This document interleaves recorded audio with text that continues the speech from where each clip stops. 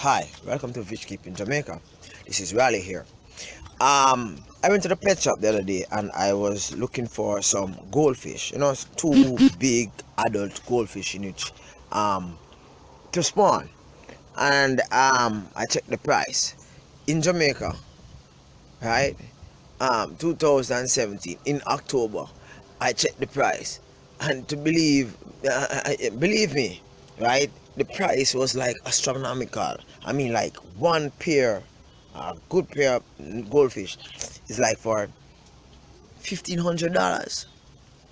And if I was to sell the pet shop, the very same pet shop, my goldfish like that pet shop would want that fish for probably about $500. So can you imagine how much that pet shop actually get? This have actually inspired me to make this video with regard to breeding and rearing goldfish. I have bred them, and as you all have seen in my previous video, I lost 22. So I'm now on the verge of actually breeding some more so as to keep on my personal stock. I am facing the challenge in which that some of my breeders have actually died. So I am trying to get the ones in which I have to actually breed. Stay tuned for this video. It's very interesting, and I hope that you will find it also interesting. Goldfish begins their life as egg. Now these eggs have an incubation period of about roughly 2 to 7 days. Now these eggs may vary in color based on the food that the goldfish eat. When the goldfish is born, the goldfish looks like hair.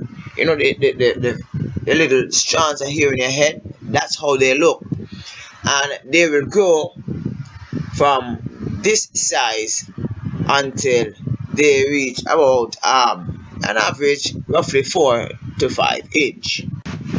So as to ensure that I get as much goldfish as possible, what I do is to get hyacinth lily from the river.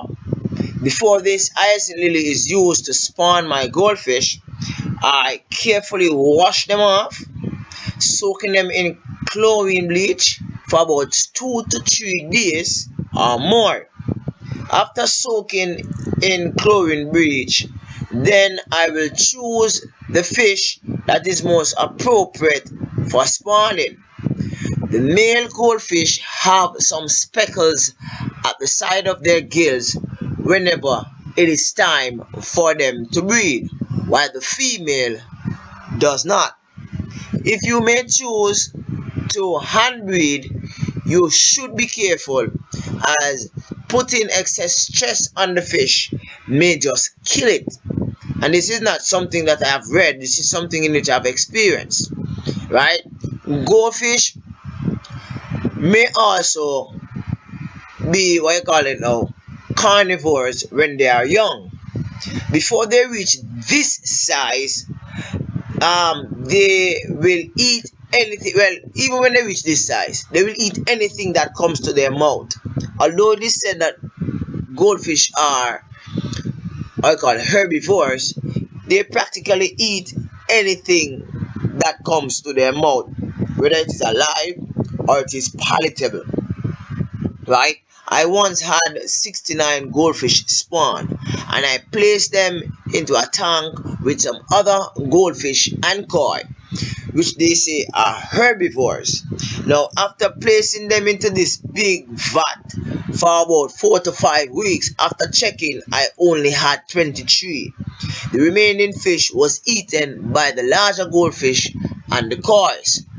Even when these goldfish are just a week old, they will actually run down their brothers and sisters and they will just run down their brothers and sisters trying to get a snack. Right? Reminded, please, you have to be reminded that goldfish, whenever they are in a pond with 500 other goldfish, they tend to look at their brothers or sisters beside them and say, "Hey, you can hold in my mouth, man, and just eat them." I remember one time I had some goldfish, about 500 in an aquarium, right? And I was, saying that they cannot go outside as yet. And these goldfish was there, and I saw like about 4 or 5 of them. They were looking really big, and I said, "Wonder why is it that these goldfish are bigger than the rest?" And I looked carefully one evening, and I saw one goldfish just swam up to the other one, and I saw like something coming out of his mouth. And when I checked good, it was the fin, or what I said, the tail of another goldfish that this goldfish was actually eating.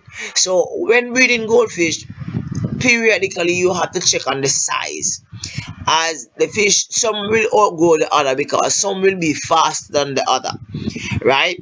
So you have to have a container where you separate them by size after about 2 to 3 weeks, because the larger one will consume the smaller one. So eventually you will only have about probably about 25 or 30% of your fish stock if you leave it unchecked.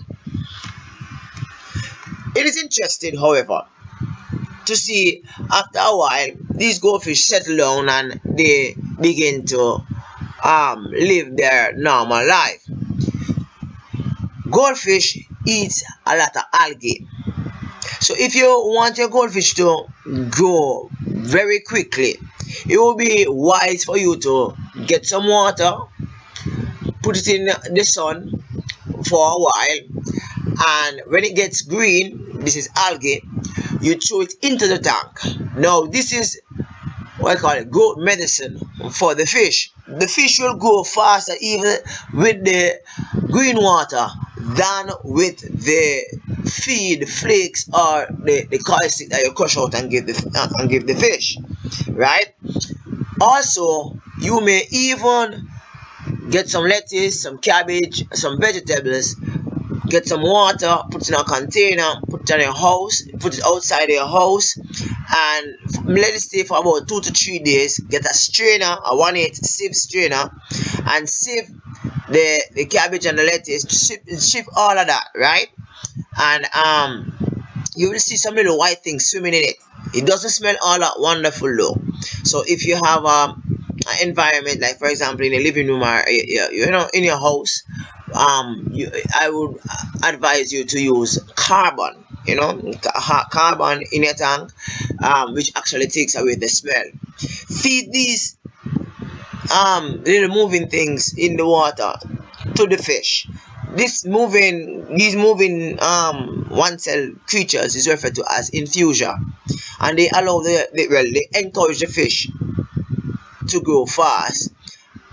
They are rich in protein, and the fish will be this size as seen in this video within 6 months. I mean like 6 months, I mean like 3 to 4 inches in size. So they go from being a hair, right, to being 3 to 4 inch within 6 months.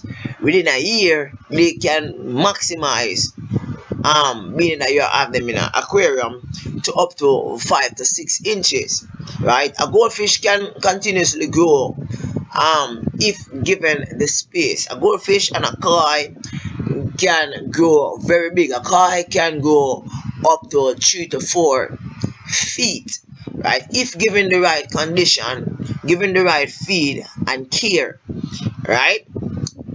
Bear in mind that adequate filtration is needed both when the fish is a fry and when the fish is an adult. When the fish is a fry, you would not use a power head like this. What you would do is to use a air stone, or better yet, use an air pump that only pumps the water. Yeah, you can use an air stone, but you can also use an air pump hose, nicely secure it into the tank or pond, and let it put the oxygen in the water. Now what I do sometimes is, because these fish are spawn in such great numbers, I tend to put them in ponds. Now these ponds allow the fish to actually forage off the edge of the ponds. the algae on the side of the pond, in which I've shown you prior to this. Now, it's mindful. You should be mindful that other fish will eat the fries of the goldfish. For example, the coral catfish. The coral catfish eats even its own hatched babies.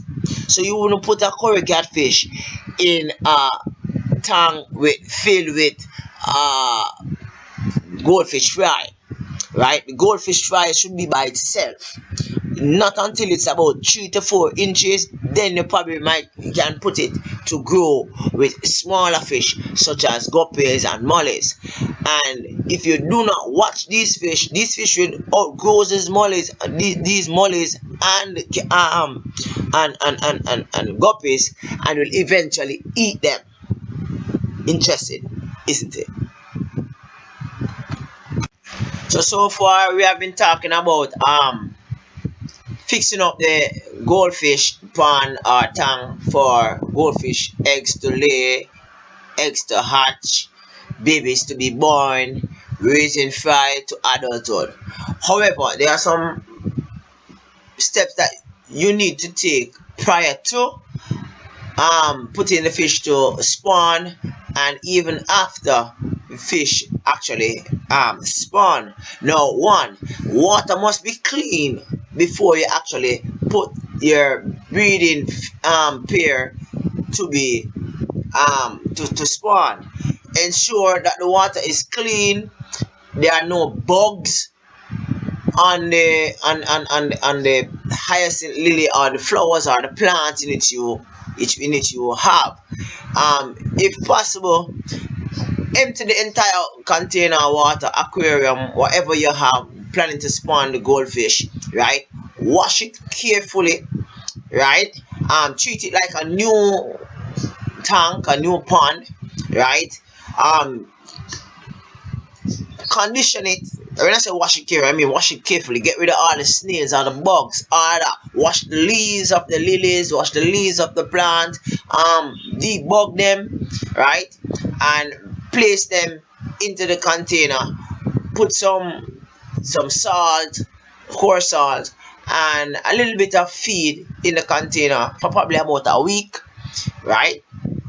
After being it there for a week, then you put the fish to actually spawn, to have kids, to have eggs, should I say. Now, as soon as you have identified eggs, you actually remove the goldfish pair from the container. If it is easier to move the plants, remove the plants. If it's easier to move the fish, remove the fish, right?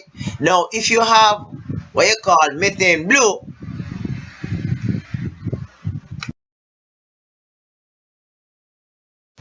you would add 1 teaspoon of methane blue per 10 gallon of water. That means for every 25 gallon you would have 2.5 teaspoon. For my 280 gallon tote, I would need a lot. So therefore, I do not breed fish in big containers like that. And as explained before, it is not wise for you to breed like koi's and goldfish when they are fries, to keep them in large containers like that. They might not survive, right? Another interesting point to note, I remember one time I carried home some lilies, water lilies, from a friend, and he gave it them to me, but I did not know about the whole dynamics of washing the lilies, so I didn't. I just take it for granted that they were clean, stuck them into my pond, and a few weeks after I ended up with problem where I had several dermaflies in my pond. um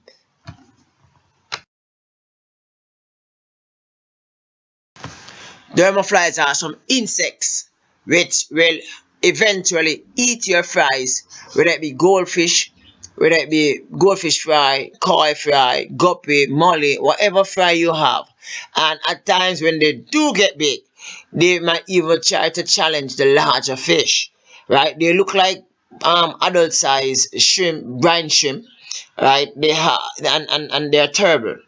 right? They eat the fish, they just swallow it up, and they are so, they have this camouflaging look wherein you don't know that they are insect predators.